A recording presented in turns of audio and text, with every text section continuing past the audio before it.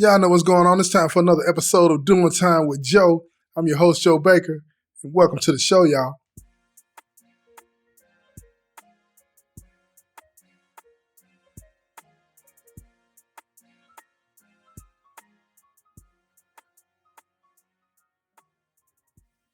Look here, y'all. Mitch is tripping. And like I said before in the last episode, the reason that I wanted to do an episode about this, right?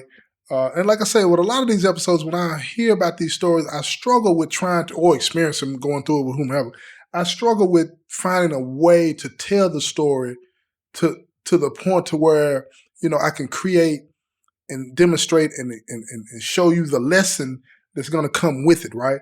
And this was a hard one because I think that a lot of people would think that Joe just talking about somebody that, that got out of prison and his PO got him watching his wife and his wife having sex and all this and that on camera, you know what I'm saying, for men and all this old kind of stuff with, dildos, of course, not with actual people.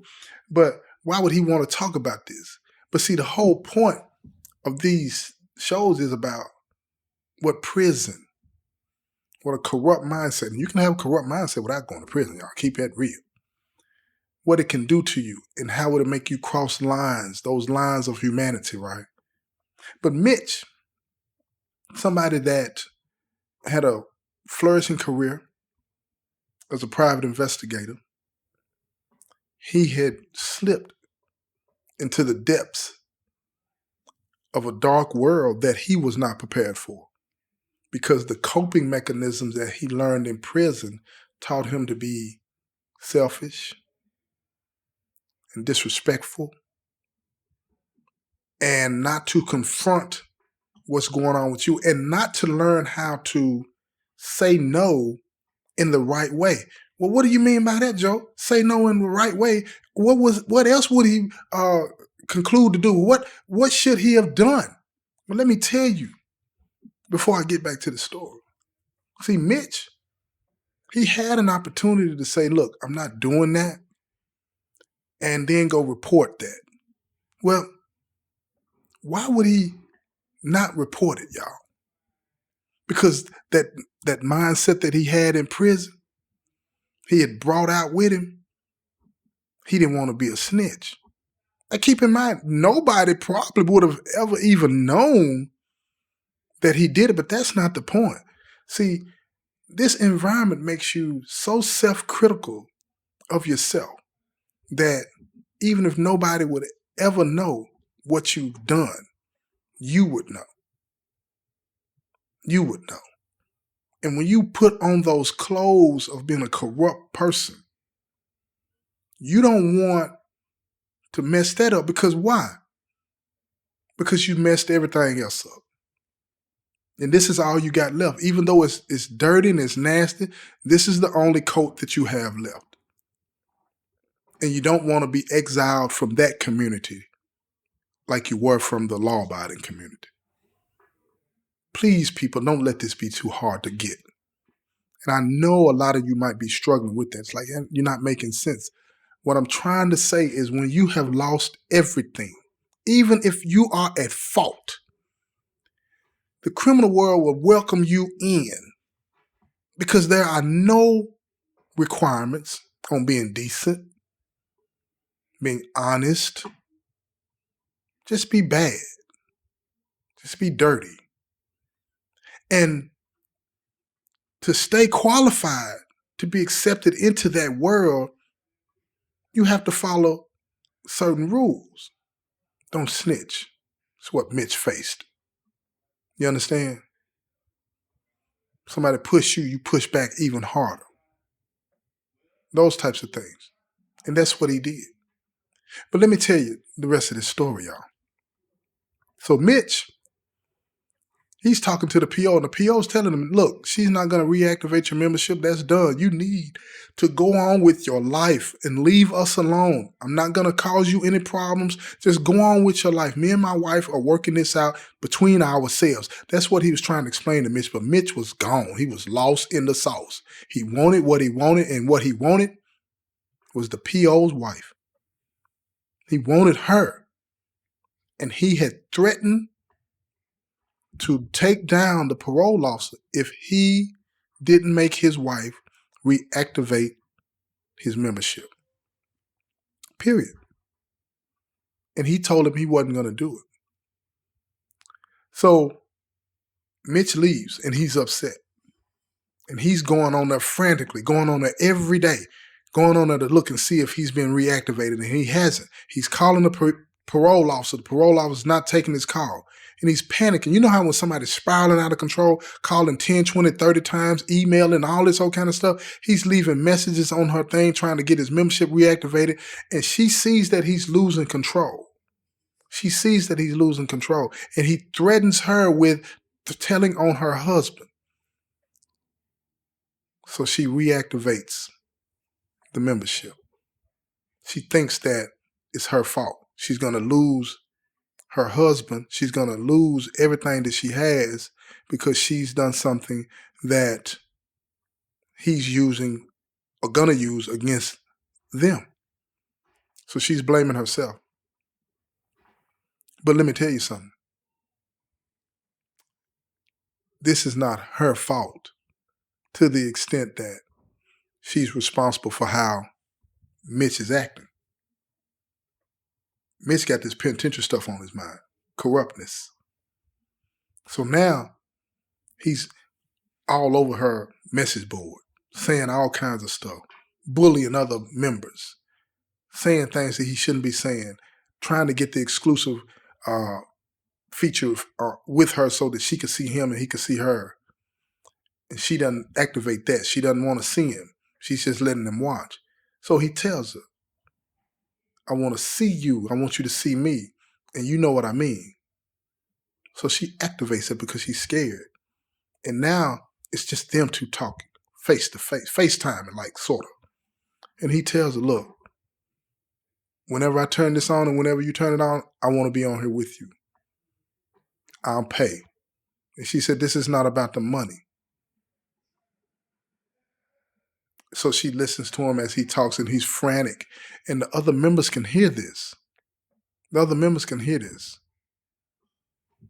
And now she's risking losing other members because they're discontinuing. They're clicking. They can cancel it at any time. They're discontinuing. They don't need this drama. They'll go somewhere else where they can get off freely and without all of this drama. So now she's losing money. So she signs off early. Never done this before. Gets off of it. She goes home. She tells her husband, we have to do something. And she shows him the tapes of what he said because the thing recorded everything. She shows him everything that's being said and done and all of this and that, right? So the PO, he tells her, he said, look, I got enough years in.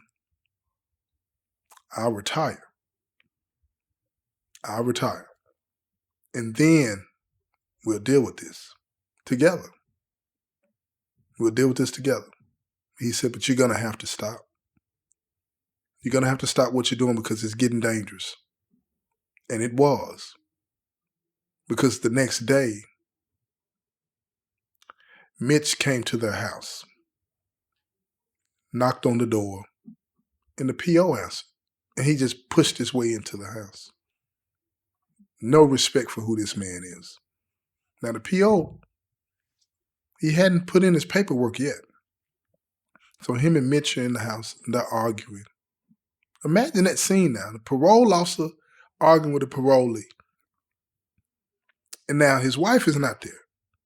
But he tells him, he said, look,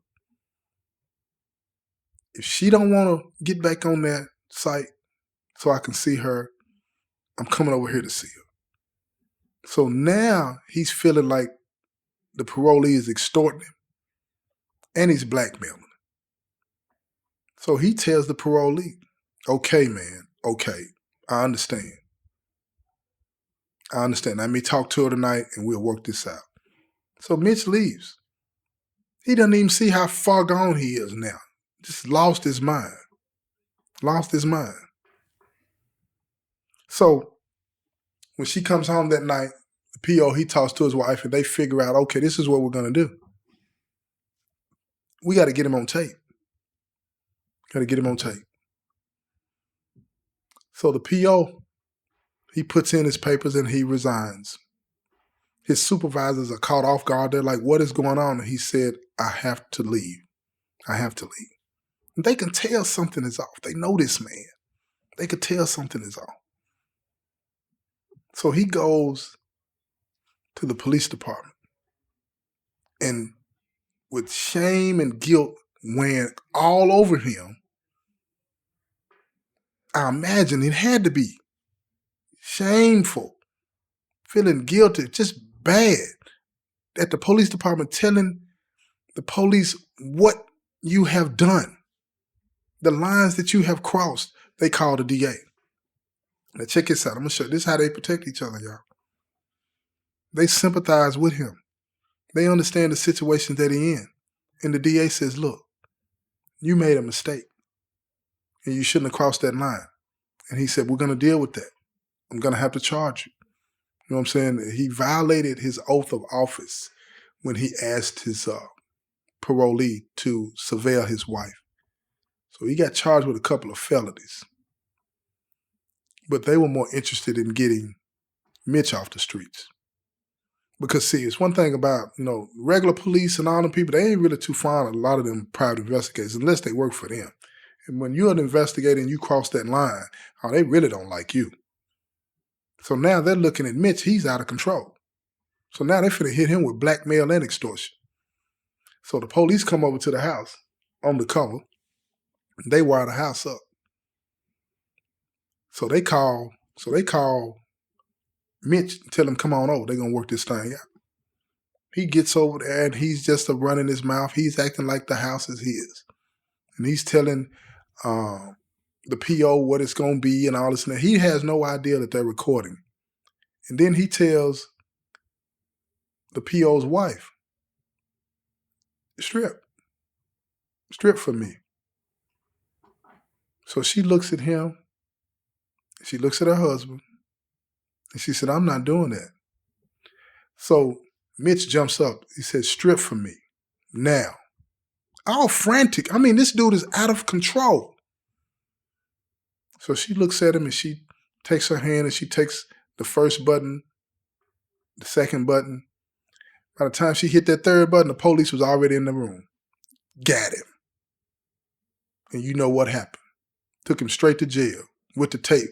While he's in the police car, he's running his mouth. Yeah, he did this, he did that. And guess what they told him? We already know. We already know. He talked to us first. And you going back to prison. Now this time, he got blackmail, extortion, and they tried to charge him with kidnapping, but they ended up having to drop the kidnapping because they invited him over to the house. But he got blackmail and extortion. And then the feds picked up one of the cases. Gone for a dirty 30. We're 24 and 6. You got 24 in one place, 6 in another. But it's dirty 30. Gone. Man had a flourishing career. But those 5 short years he didn't do 5 years. That 5-year sentence he got initially, that he did about 2 or 3 years on, is what corrupted him. It made him see the world all the way different. And that's what I want you to understand. You don't want to be about this life. It's one thing to play on the edges, but it's another thing to come all the way into the arena. Because once you come into the arena, the stakes are real. So you can't fake coping mechanisms to get through a situation that's not real. But when you're in prison, it's all real. What do I mean by that? Before I go, I'm going to say it like this. Like, you got a lot of people that haven't been arrested, they ain't done nothing, and they're acting gangster, they're playing gangster, but they haven't been in the arena fully, because once you get in the arena, meaning you've been arrested, you've been to prison, you've been to jail, once you get in there, now you know it's not about playing gangster. It's about being gangster. When I say gangster, I mean corrupt. You understand? And once you cross that line, you know these things that you do, it matters, because if you don't do them well enough, you could lose your life or you could get beat up. So now you have to perfect deceit, deception. You got to perfect those things just so you can make it to the next minute, not the next day, the next minute. And the more you do something, guess what? The more it becomes real. And now he's dealing with a dirty 30. You understand what I'm talking about? This has been another episode of Doing Time with Joe. I'm your host, Joe Baker, and I say peace, y'all.